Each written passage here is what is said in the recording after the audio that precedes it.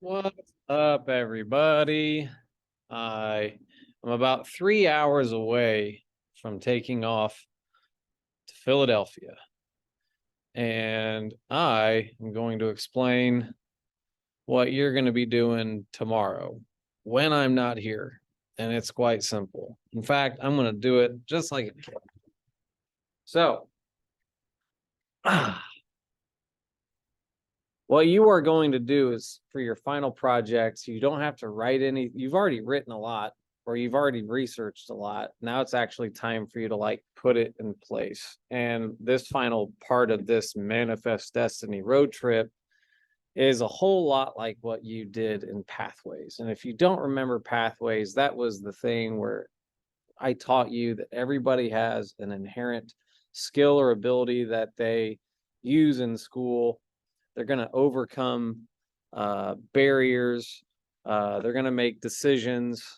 This is essentially like how well do you actually apply that? Because here's the trick: all of you have had to make a choice on what you want to do, and when it comes to overcoming barriers, at this point, the whole point of this project is for you to like mentally overcome something. I'm assuming that you're going to do this road trip someday.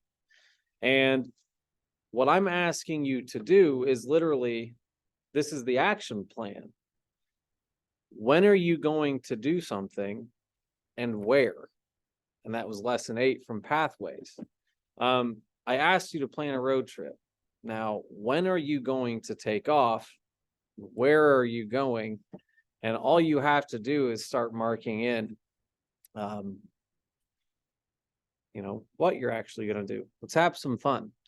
And what I'm going to do is just share with you some of the stuff that we've covered just as almost like a bit of review. So earlier this week, I had you do the political history of your city that you're going to. When did it get founded? Who are some prominent leaders in your city's history? And how does the city relate to the state it is in? Couple ways you can answer that question. You can think about how that state drove people to move to that particular area, because one thing that you should have learned from the political, economic, cultural, social history of Indiana is that they faced barriers to become a state. There weren't enough people there, and a lot of people said Indiana's not ready to become a state yet. Eventually it did, but it took some time. So you can look at, like, one of you is doing a road trip to Indiana. Great, go visit Corydon, go visit Vincennes, go visit Indianapolis, because the state capital for Indiana actually moved north. That sort of thing. This is something I'm going to have to make sure that you include some sort of stop related to the Civil War, because this is where this class is going. Starting next week, we're really going to dig right back into the history about how this country went from being united, expanding, and then all of a sudden splitting apart during the Civil War. So definitely want to include a Civil War stop along the way. I had you do the economic history. What was the economy like when the city was founded? What was that city known for? People going to Philadelphia, they're going to realize that Philadelphia was a big merchant city. This is where people gathered and shared ideas, and people would take raw goods and turn them into things. So, what is the economy like when your city got started? One of you is going to Minneapolis. Great. You should probably understand the impact of beaver fur. People trapped beavers and got that. How has the city been shaped by geography? Rivers, mountains, deserts, that kind of thing. That's important. That will determine what a city's like. Right now, as I speak, there are games being played all over the country in the NCAA tournament. One of the things that you could do on your itinerary is go to a game. Maybe there's one on the way there. And if there isn't one on the way, fake it. It's your road trip. You're in school. Overcome that barrier. Go to a game. Do it. Money's not an option, not an issue right now. For the cultural history, what is this city known for? Maybe by the time that you're watching this video, we're in Philadelphia and we're taking a look out around all these big buildings, and we're going to find ourselves running up the Rocky Steps or eating a cheesesteak later tomorrow. You've done a lot of research about your city. What is there to do? What are we doing? It's your road trip. It's very broad. Next, indigenous groups. These are the people native to your particular area. If you can't find any information about who was there prior to people from the United States expanding into their territory, you might want to find some information about that particular state. I do know on Newsela, I have an article about the indigenous groups of Pennsylvania as a little kind of a taster there. And that's what you're doing. So what I would like for you to, that's what you've done, I should say. So what I'd like for you to do now is make your own road trip. And what I would do is open up a Google Doc, and it's going to say, just call it Manifest Destiny Road Trip, and start creating your final itinerary.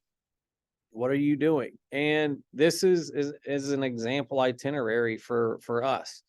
So we are leaving in 3 hours. There is a specific time, and you all should have a map to your final destination. I know it's so nice to have a big bus drive us all there, but if you want to leave early in the morning, or if you want to leave late at night, it's whatever. It's your road trip. And there is our first day. We leave approximately in 3.5 hours. We start to load up at 7:30, and we depart at 8. And you'll see that we are scheduled to get into Philadelphia at 7 a.m. We'll see if that happens. But this is the thing about an itinerary. We know, we have an idea that we're going to be arriving in the morning based on how far away Philadelphia is. Now, again, we are having a driver drive us, which is nice. But maybe you don't want somebody to drive you. So just to give you a heads up as to why we are leaving at 8 p.m. and getting there at 7, which is approximately 11 hours.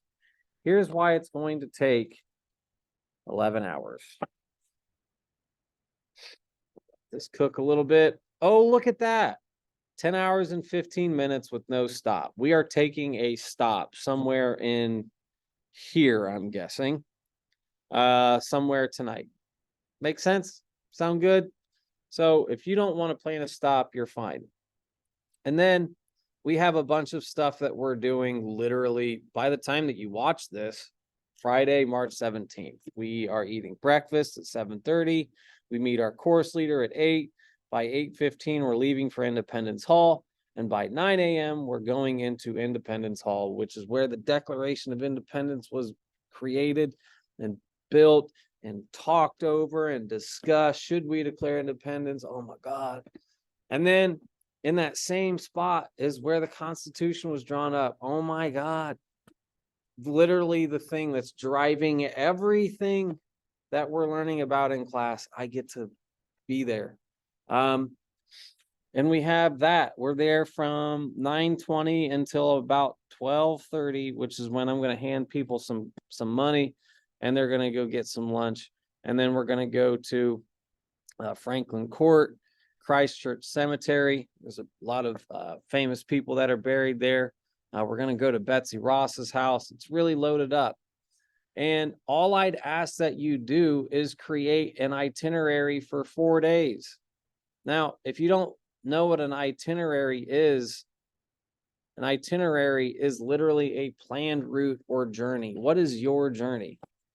That's what I want you to do. And if you Google what an itinerary is, I'll post mine, but look how simple this is. What time are you leaving? What are you doing? Day 1, day 2, day 3, day 4. Done. And hopefully by the time that you finish watching this video, you know that you've got a map. You know that you've got things saved on your Google where you can just go like, all right, we're going to this thing today. And don't be afraid to just do nothing. You don't have to have every little thing mapped out and planned. You don't have to have bathroom breaks planned. You could have one big thing in a day, but a minimum of 4 days. When are you leaving? And more importantly, when are you coming back? Because when I see you on Monday and I'm half asleep because I haven't gotten a lot of sleep because I've been sleeping on a bus, it's all right. Because that's the whole point. You're on a road trip. Have fun. 4 days minimum. Can you do more? Sure. A 4-day minimum. Lots of things that you've researched. And if you need help, rewatch this video again. My goodness. Okay. I am gonna go finish packing, I guess. See ya.